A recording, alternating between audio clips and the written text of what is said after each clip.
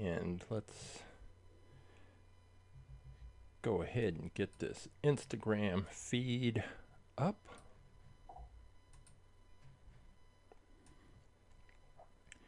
And here we are. I am Coach James. I'm the creator and lead instructor for All About Aerodynamics, which is a science program that uses Hot Wheels cars to teach kindergarten through 6th grade students about a range of science and physics-related topics, including, but not limited to, friction, force, aerodynamics, drag, lift, Isaac Newton and his 3 laws of motion, kinetic energy, potential energy, elastic energy, elastic force, a whole range of topics. After we have gone through the science, after we have learned all the concepts, then and only then do I bring in about 400 different Hot Wheels cars, and each student has the opportunity to select a Hot Wheels car they think would be fastest in a series of races based on everything they've learned in the course.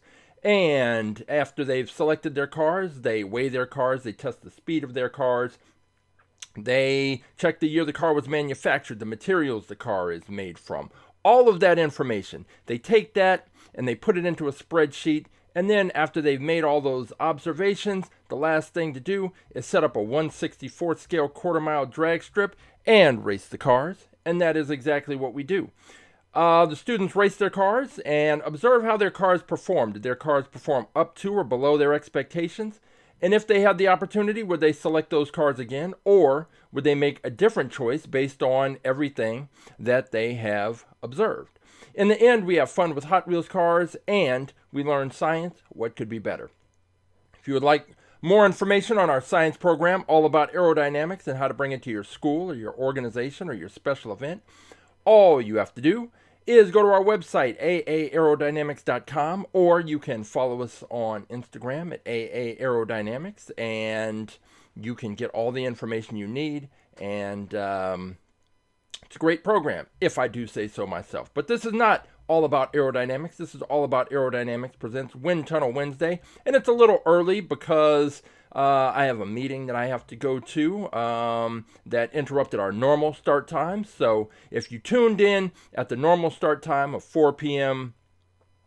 Pacific and you're like, where is Wind Tunnel Wednesday?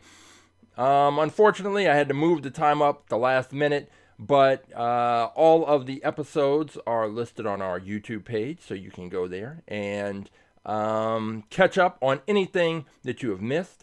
And we will see today, we have a group of cars that we're going to put into the Funtech Labs 1/64th scale wind tunnel called the Windsible.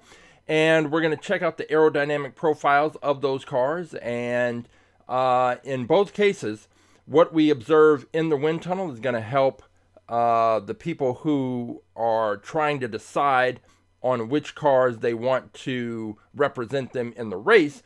Seeing those cars in the wind tunnel is going to help them make their final decision. So that is what is coming up.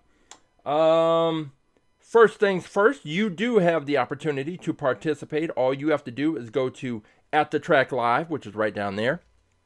Once you get to that page, you will have 3 options. One is the YouTube stream link, one is the Twitch stream link, and the third option is the link that says choose your car. When you go to that link, you will be taken to this page.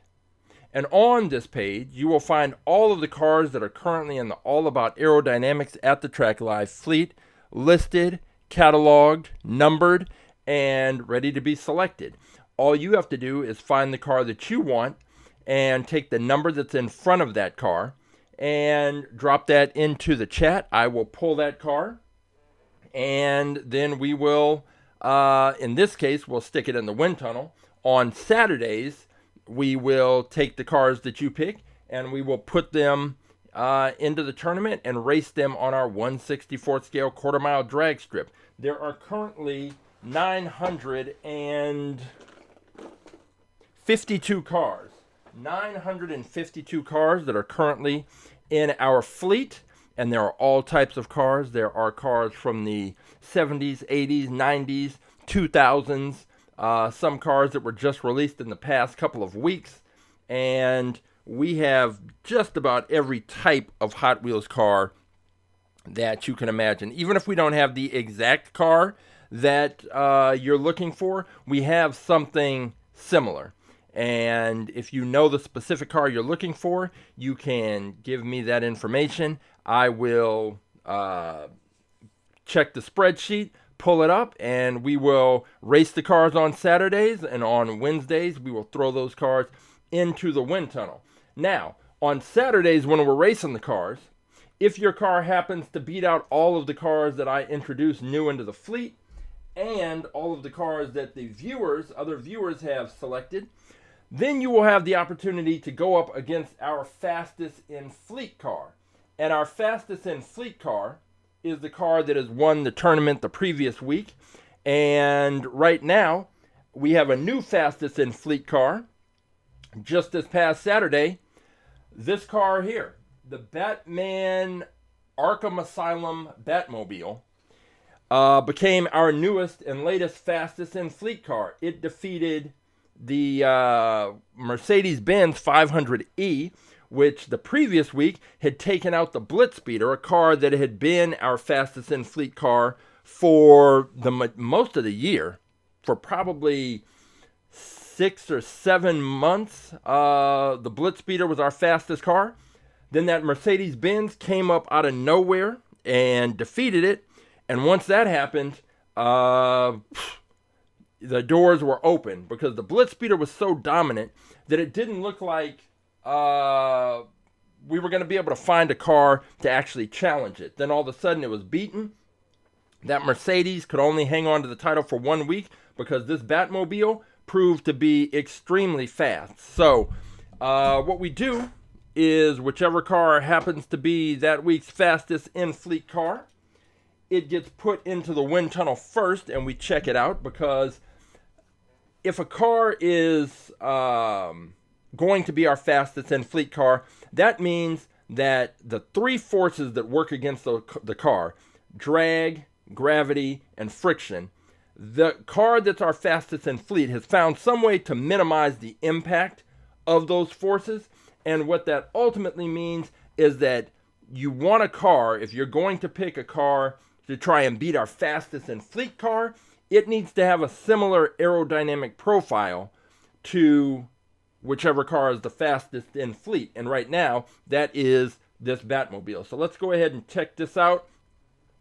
Put it into the wind tunnel and see what we see. This car it's a newer pickup. I just picked it up about a week or so ago, and we have more Batmobiles in the fleet than almost any other car. I think maybe Lamborghinis might be second to Batmobiles, but just barely. I don't know why I can't get these. Trying to get this lined up. Little wheel stands. This helps keep the car in place in the wind tunnel, but I see it's still off just a little. You have to get the cars, them lined up just right, because the wind tunnel will have a tendency to move cars around, and this Batmobile is not sitting correctly in the wind tunnel. There we go. Have to get those wheels lined up. And now we can check out the aerodynamic profile of this Arkham Asylum edition of the Batmobile. We have, I think our count was 17. We have 7. This is our 17th Batmobile. And let's go ahead and see what we see. Turn this smoke on. Should start to appear. And when the smoke first appears, that's when we can see the line that it's going to follow for the most part. Okay, we get that little puff out of the way. We've got the air moving at our cruising speed of 67 miles per hour. I'm going to turn this up a little bit. jumping up to 107 miles per hour. And we've got a pretty good flow with this car. With most of the cars that we've seen do well, we're up to 121 miles per hour. Cars that we've seen do well, the airflow, typically, it will hit the front of the car, come up across the hood, and usually we start to have issues when we get to the area of the driver's canopy, or in a traditional car where the windshield is. The air will hit that windshield, come up over the top and go to the roof. And once it gets to the roof, we see the airflow kind of breaking away from the body of the car. And that is not what you want to see. That will ultimately change the pressure, which creates a pressure drag situation that works against the forward momentum of the car. And ideally what you want to see is the air simply flow along the body of the car all the way to the end. Now that's kind of rare, but in our cars that have performed best on the track, that is exactly what happens. And so when we're looking at this Batmobile, we're up to 161 miles per hour.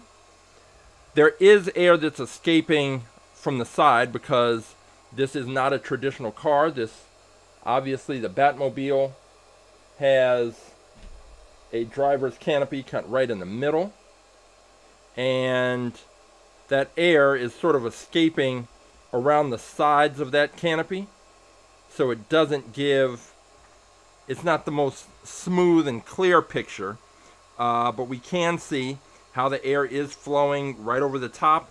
It's got the 3 wings at the back, and each of those wings is also, well, the wings on the left and right are not necessarily being impacted by this. We're not able to see the effects with this airflow because this is coming right down the center, and those wings obviously are to the left and right, but there is a wing right in the center. There is one, the biggest one, and let's push this up to 174 miles per hour. And we don't see a lot of turbulence. That's really what we're often looking for, is when the airflow gets disrupted, there's a lot of turbulence. It's not a clean, smooth flow of air across the body of the car. And that turbulence, that is not good. That is another sign that the car has a pretty bad aerodynamic profile, or not a great aerodynamic profile, and there is going to be differences in pressure that just impact the car's ability to make it down the track quickly. And this Batmobile absolutely blew out that BMW, and the BMW beat the Blitzspeeder. The Blitzspeeder beats other cars. So now the question is, which car can take out the Batmobile? Is the Batmobile here to stay, or is it going to be like the Mercedes-Benz 500e and just have a 1 week reign as champion? We also saw that with the what was the car? The Slide Kick. The Slide Kick, the Dog Fighter, that was only champion for 1 week. The Slide Kick was only champion for about 20 minutes. And then it was on to the Mercedes-Benz 500e after we went back to the Blitzspeeder. And that's pretty much it. So let's go ahead right now. We're going to take a look at a viewer pick, one car that a viewer is considering. And that is this one. This is the Voltage Spike, and this is an interesting car because it has this huge splitter bumper area in the front, but there are openings there. It's not a solid piece of plastic. If it were a solid piece of plastic, I'd be worried that that would act almost like a parachute and just trap air in and slow the car down as it's moving down the track. But that's not the case. It does have openings, so air should be able to flow through a bit, but then it will hit the wheels and the wheel well, and who knows what will happen at that point. But the air should be able to flow, at least not be trapped in that front area. And it's got obviously this is a fantasy car, but you see like a little elements of different styles of actual cars represented here. And yeah, it's not a bad design. It's a wide car, and that's usually good on our track. Helps reduce the friction that occurs when cars bounce around the track, and that usually happens with smaller, lighter cars. So overall, this is a solid pick. I don't think anyone's picked this before, but that's one of the cars that Roughshod is considering. So we are going to pop this one into the wind tunnel and take a look and see if the voltage spike, what the aerodynamic profile is like on this car, and see if ultimately that ends up being the car that Roughshod puts into the wind tunnel. So let's go ahead and do this. Let me just get this car lined up. And here we go. We will check out the voltage spike in the wind tunnel. Let's lock this down. And I am still waiting on Funtech Labs to send me the new nozzles that I ordered, because this one, the smoke is starting to leak out, which is why we have you can see some of the smoke just kind of drifting here. Drifting here. Pushing this up to 107 miles per hour. And we're seeing that the air is hitting that big frontal area and then coming up over the top. And when it comes up over the top, it is not, you can already see it kind of wavering a little bit, and the turbulence, you can definitely see it in this area. It's something we weren't really seeing with the Batmobile. And pushing this up to 134 miles per hour. And yeah, this is just I think that big splitter, that air is not, I said there were openings, which there are, but the air is not flowing through there. And I would think that if the air were flowing through there, we'd see it coming out from beneath the car more so. And that is not really what we're seeing. Pushing this up to 161 miles per hour.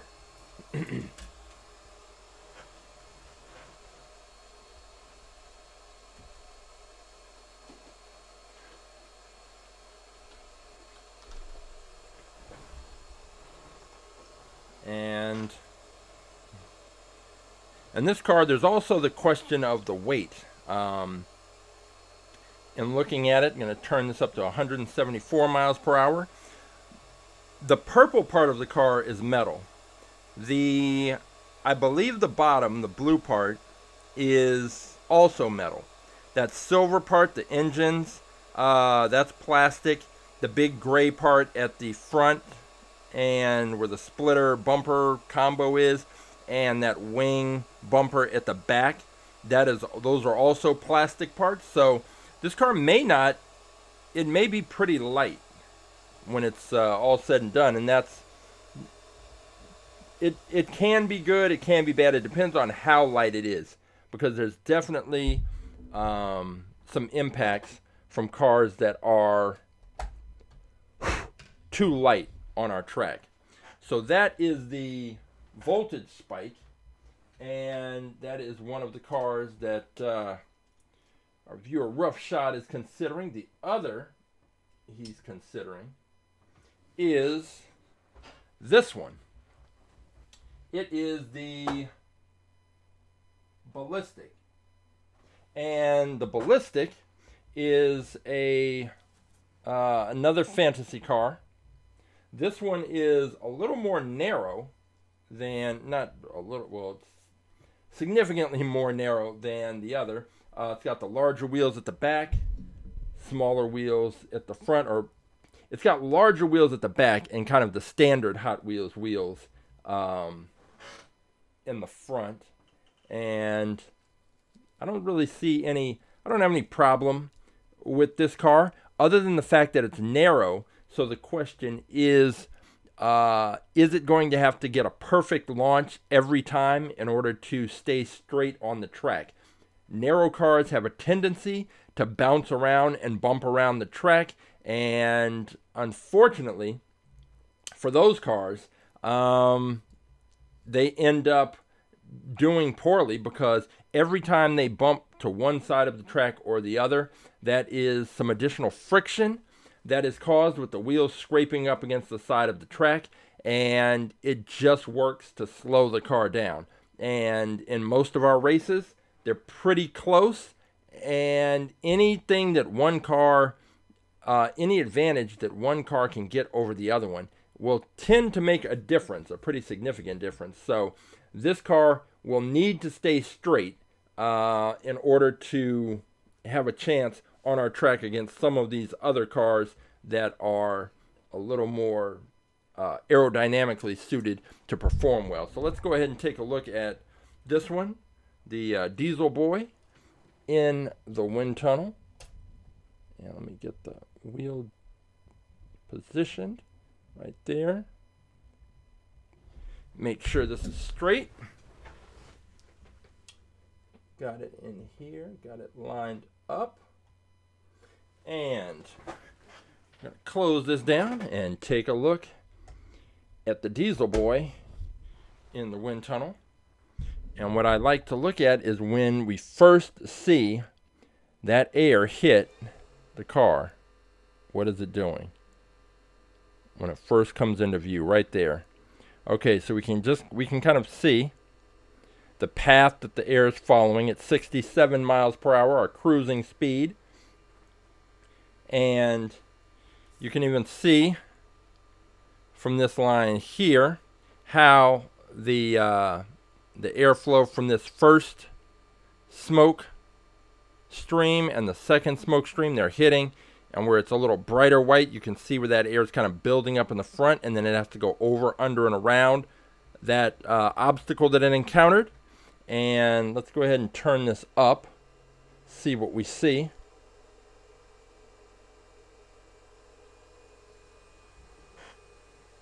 .107 miles per hour. And I think one of the issues with the Dieselboy is that the air that is hitting the front and coming up over the top, because of the shape of this section of the car, it's not really a hood, it's where the engine is, and it's kind of open and it's a little narrow. Lift this up over the top. You can kind of see the shape.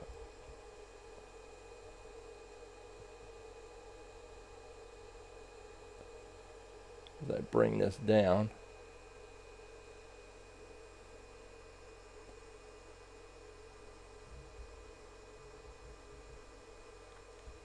Let's turn this up to 134 miles per hour. And I think that by the time the air gets to this back area, it is pretty much still flowing over this middle part, hitting this tiny bit of a windshield, and then going up across the top of this canopy. And that is, like, I don't see anything that's really impeding the airflow so much. But again, with the fantasy cars, it is hard to always tell exactly what it is we're seeing, what we're looking at, and how the aerodynamics of those cars is going to work out in terms of how much drag the cars are going to encounter. We're up to 161 miles per hour. We're going to push this up to 174. And we do kind of see here that there is turbulent air that is just kind of coming up over the top and then losing contact with the body of the car right in this area. This isn't the smooth flow that we've seen with the cars like the Blitz Speeder, cars like the Slide Kick, cars like even that Batmobile to an extent. But this is what you don't want to see, the air just pulling away from the body of the car. And we can see it right there. So this air hits in the front, comes up over the top, and there's not a large flat surface like in a traditional car with a traditional hood. If this car had a flat hood, then that air would be able to follow along the surface of that until it got to the windshield. This car doesn't have that. It's got that engine right in the middle, and it's open on either side, so it doesn't really lend itself to having the best drag resistant or a low drag coefficient, if we want to get fancy.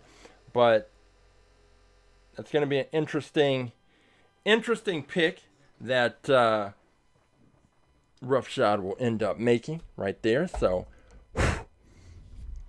we have the Dieselboy, and we have the voltage spike, and we are going to, let's see, we're going to look at two other cars that another viewer is considering. Christopher is considering this one. It is the Gordon Murray Automotive's T33. Now, he previously picked, take a look at this, he previously picked the Gordon Murray Automotive T50, and that raced last Saturday and came up a little short, but so now he's going to consider this one, and this one has much more of a Ferrari type of look and feel to it. So it's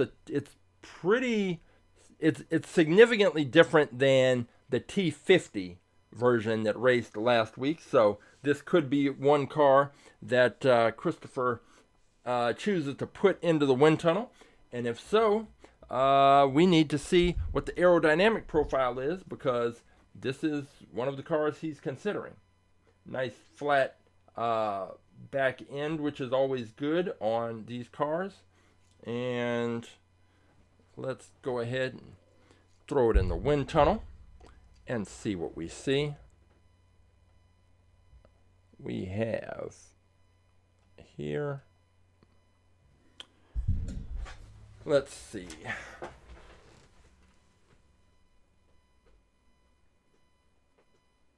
Yeah. Okay, we've got it lined up. The Gordon Murray. It's got a little, it's almost like if you combined a Ferrari and a Lotus together, kind of what you would get. So again, what I like to look for is when the smoke first appears in the chamber, and you can see it form around the body of the car, and you can see what's happening right there. Immediately, we could see when the smoke first comes in, that when it gets to this back area right here, it is peeling away from following the line of the car. And right here, it's hitting this front, going up the hood, the windshield, up, and then when it hits the roof, it just continues off. But let's increase the speed and see if we see something different. So we're at 94 miles per hour. And you can just see how much turbulent air there is. So whenever you see this kind of wavering and shaking in the smoke lines, that is turbulent airflow, which you do not want. And we're still seeing it. I mean, it's pretty significant.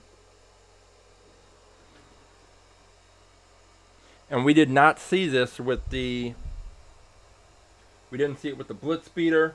We didn't really see it with either the voltage spike we did sort of see it. With Dieselboy, not so much. But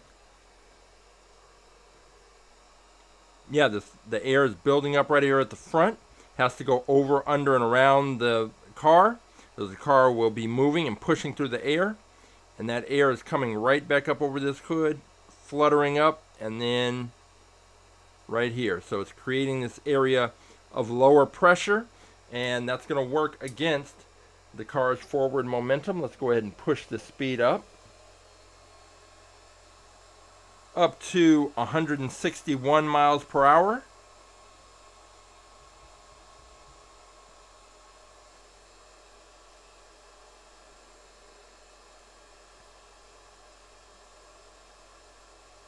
And it is, let's go ahead and turn this up a little bit more. All that we're doing when we are increasing the speed is it just makes a little more clear what we're already seeing. The observations we're making at the lower speeds, once we speed the wind up, sometimes it becomes a little more clear, but we're still seeing turbulence in this area. The air is coming off here and pretty much pulling off of the vehicle. It is not really flowing back down and off the tail. And I think that is going to make for an interesting choice for Christopher, because he does have one other car that he is considering. As I slow this down, bring this down.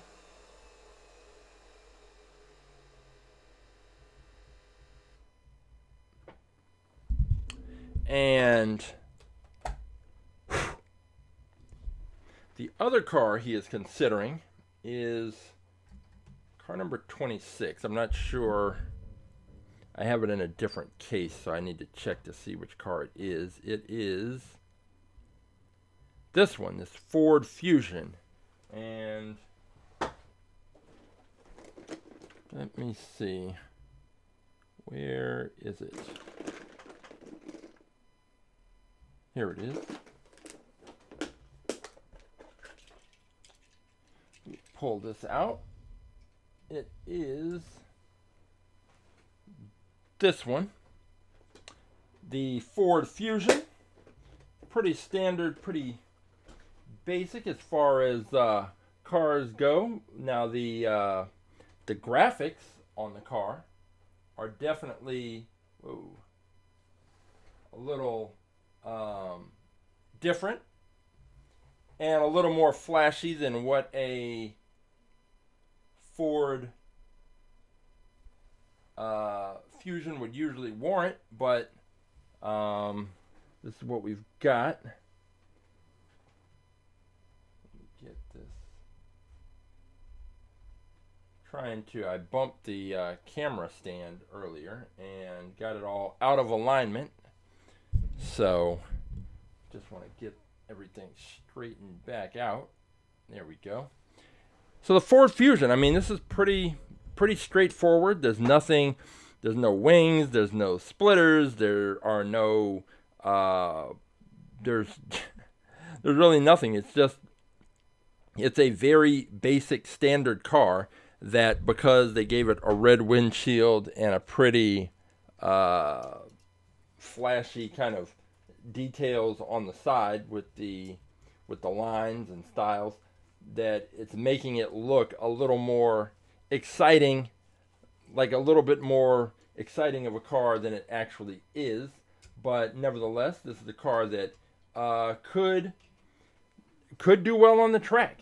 You never know. Sometimes we have those cars, those sleeper cars that you wouldn't think at a first look that they would do well on the track, and then turns out that they are some of our fastest cars. Now, I am noticing this car is very narrow, and narrow cars, if they don't get a perfect launch, they tend to bounce around the track, and that bouncing around the track is not good because that additional friction just works to slow the cars down. So let's go ahead and put this in the wind tunnel, and I think this will be probably our most straightforward of the wind tunnel looks.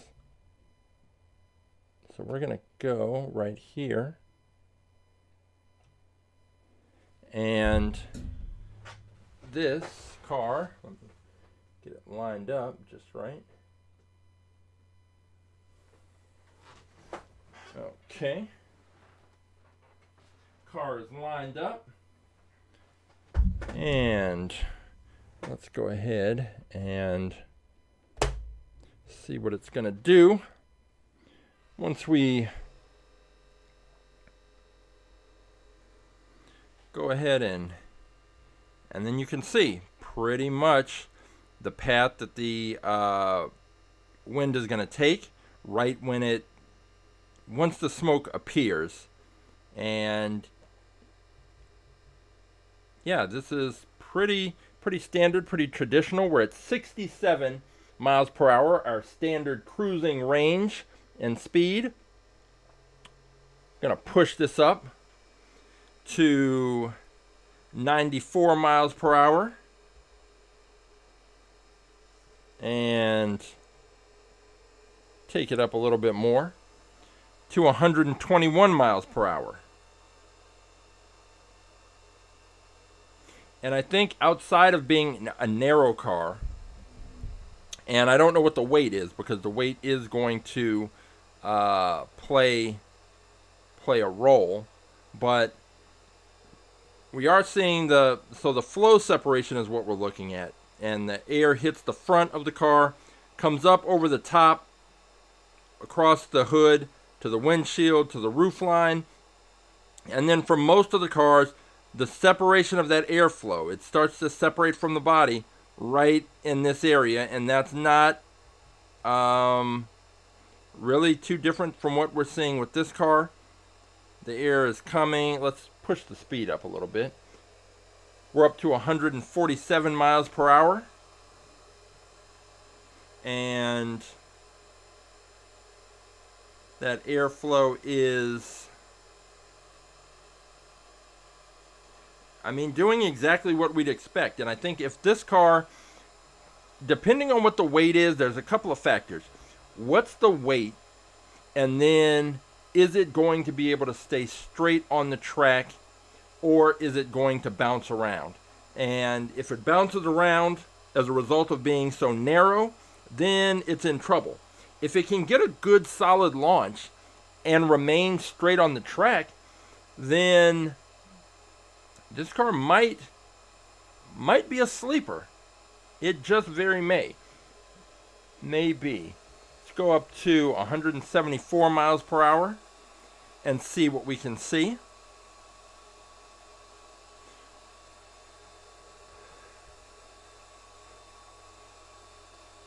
And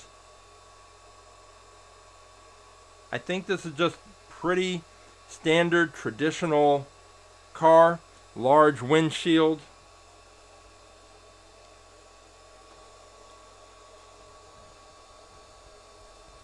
Can't really see the smoke too well from that angle, but as we come back down, the airflow is pretty solid, pretty good.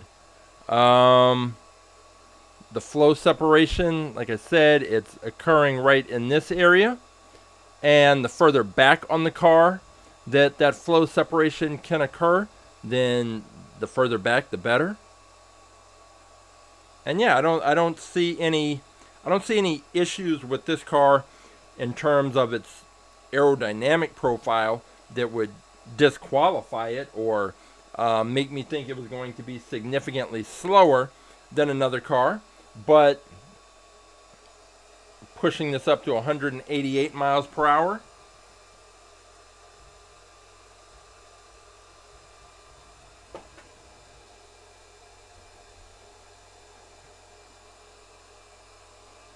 And yeah, it's should be interesting because the flow separation occurs towards the back of the car. The further back you can push that, the more it is beneficial in terms of that pressure drag and slowing the car down, which is what you want to avoid. And yeah, this is a pretty standard car. Hey, Rough Shot.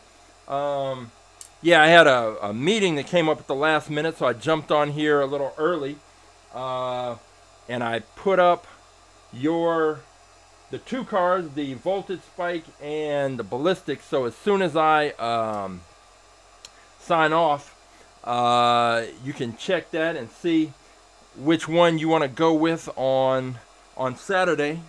This is the other car that Christopher was considering, and I think it might end up being a sleeper if he goes with it. It depends on the weight, and I think that weight definitely matters. But this car it's light.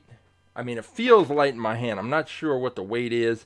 It's a little narrow, but aerodynamically, not too bad. Not too bad at all. So it's possible that could end up being the car that he goes with, and it could end up being our latest sleeper. So we have those cars that are gonna potentially be picked, and the other thing that we have is, as I mentioned, I have another project that's going on, which is to find a video racer car, creating a new video racer. And I've been working on a setup so that we can test out the final candidates and the cars that have gotten to the finals. We have 1, 2, 3, 4, 5, 7. And those cars, so we made bases, and one base was this Turbo Sublime, which is not even recognizable from what it started out as. We hacked away and created a base for that car. Let me see. And so these are just the bases, and the camera will attach to the top of each of these bases. And I've set up a whole other track that measures, it just tests the speed of cars. So what I'm going to do later this evening, after I get back from this meeting I have to go to, is attach the camera and run these cars through the speedometer and check the speed and see which of these bases and the camera end up being the fastest, and that's how ultimately I'll figure out which car is going to be the new base for the video racer. So we've got the Turbo Sublime base. We have the Bricking Delivery base, which is this one right here.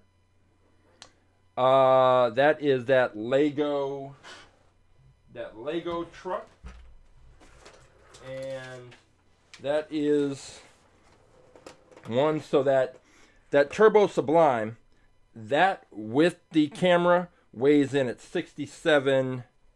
Oh wait, was that the? No, okay. So that other one, that was the. Which car was this? This was the Formula Solar. Formula Solar was that other one, and with the camera attached, that one comes in at 62.7 grams. This Bricking Delivery comes in with the camera attached at 64.6 grams.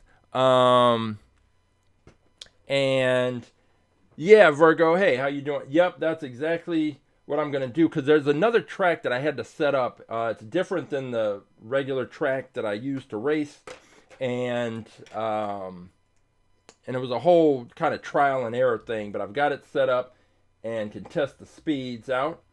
And so, yeah, when I get back, I'm going to go live and put it together and see which one of these is the fastest. This one, the bricking speed with the camera attached, comes in at 63.9 grams. None of these, because that camera is like a big rectangle, so none of these are going to be the most aerodynamically efficient, but we want them to be chase cars, so that when I send them down the track, they're following behind the other car, and we get a good view. This one is from the zoom in. This is the heaviest. With the camera attached, it comes in at 73.8 grams, which is very heavy. We've got this is the Turbine Sublime, which is another one that we hacked up and just cut the midsection totally out of this car. Put this pad on. That's where the camera will attach, and this one weighs in at 67.2 grams. And then the lightest option was taking the plastic body from the original Video Racer, flipping it upside down, attaching the little pad, and this one with the camera attached only weighs 45.7 grams. So it's by far the lightest in the group, but it's all plastic. This is nothing. All the rest of those have traditional Hot Wheels parts. This one doesn't. It's all plastic wheels, plastic, kind of thin, flimsy plastic base, but doesn't need to be much more than that. Pretty much just that.